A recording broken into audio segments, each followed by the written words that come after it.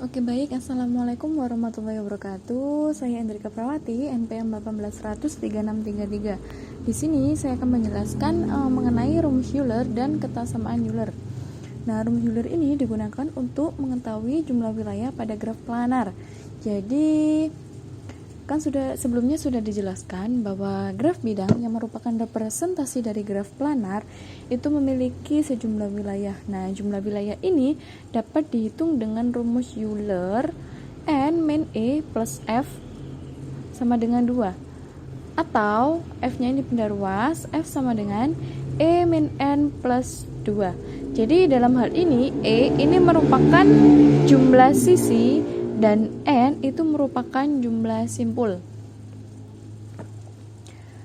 Misalnya, di situ terdapat graf bidang di mana graf bidang tersebut telah memiliki 6 wilayah. Kalau kita hitung manual, 6 wilayah itu meliputi R1, R2, R3, R4, R5, dan R6. Nah, wilayah yang berada di luar graf itu kita hitung. Kan ada 6 wilayah. Kalau kita masukkan ke dalam rumus, misal kita hitung di dalam rumus, E-nya kan ada 11. E itu adalah sisi.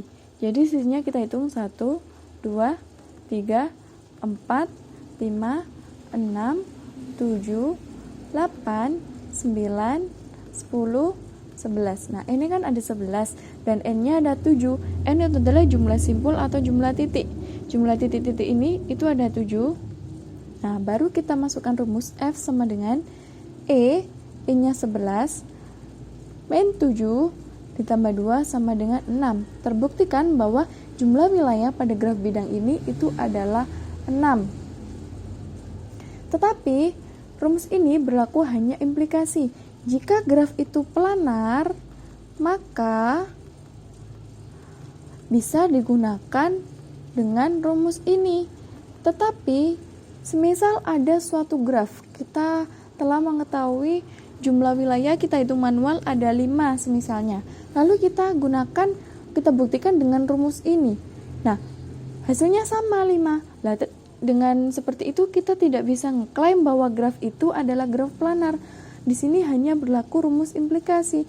Jika graf ini adalah graf planar, baru kita bisa menggunakan rumus E min N plus 2. Nah, untuk mengetahui dari jumlah wilayah pada graf tersebut.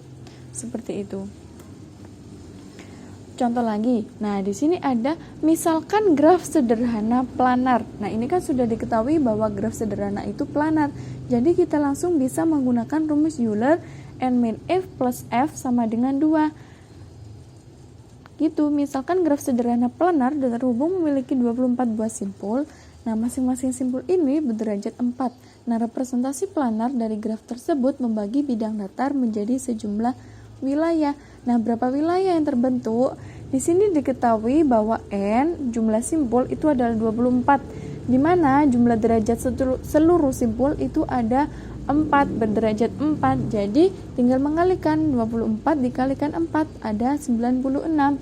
Nah, tetapi menurut lemmat jabat tangan, jumlah derajat itu sama dengan 2 kali jumlah sisi. Nah, sehingga jumlah sisinya berarti jumlah derajat dibagi 2. Jumlah derajatnya ada 96 dibagi 2 ada 48.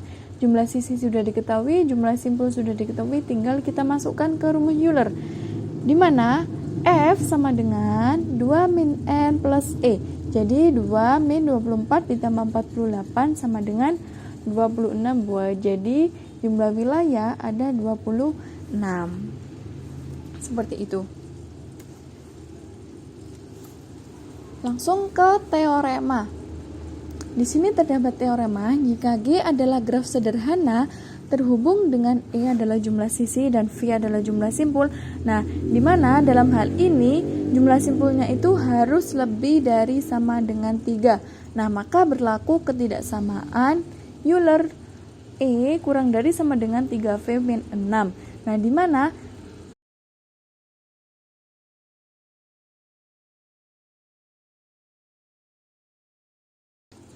jadi gini, di sini berlaku rumus implikasi. Jika graf itu planar, Maka kita bisa dengan menggunakan kesamaan Euler. Kita buktikan dengan kesamaan Euler. Apabila suatu graf itu, misal ada suatu graf, kita buktikan dengan kesamaan Euler. Kok hasilnya memenuhi dengan kesamaan Euler, tapi kita tidak bisa mengeklaim bahwa graf itu adalah graf planar. Kita langsung ambil contoh. Di sini ada gambar 8.48. Di sini ada sebuah graf.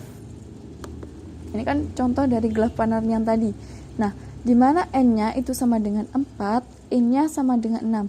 N itu adalah jumlah simpul, simpulnya ini ada 4, dan E itu adalah jumlah sisi 1, 2, 3, 4, 5, 6. Nah, kita masukkan ke dalam rumus kesamaan Euler ini. Kesamaan Euler ini digunakan untuk mengetahui keplanaran suatu graf. Jadi E-nya berapa? E-nya 6. Berarti 6 kurang dari 3 kali V ini sama dengan jumlah simpul. Berarti jumlah simpulnya 4. Berarti 6 kurang dari sama dengan 3 kali 4, 12. 12 kurangi 6, 6. Kan iya? 6 kurang dari sama dengan 6. Berarti dapat kita simpulkan bahwa graf itu adalah graf planar. Contoh lagi pada K5 ini. Nah, di sini diketahui n-nya itu 5, jumlah simpulnya itu 5, ya kan? 5 kan 1 2 3 4 5. Nah, jumlah sisinya itu 10. Lalu kita masukkan ke dalam rumus tadi, n-nya berapa? 10 kurang dari sama dengan 3 kali 5, 15. 15 kurangi 6, 9. Jadi 10 itu kan bukan dari sama dengan 9. Jadi 10 ini kan malah 10 ini lebih dari sama dengan 9. Berarti kan tidak memenuhi kesamaan Euler. Jadi dapat disimpulkan bahwa graf ini tidak planar. Itu contoh.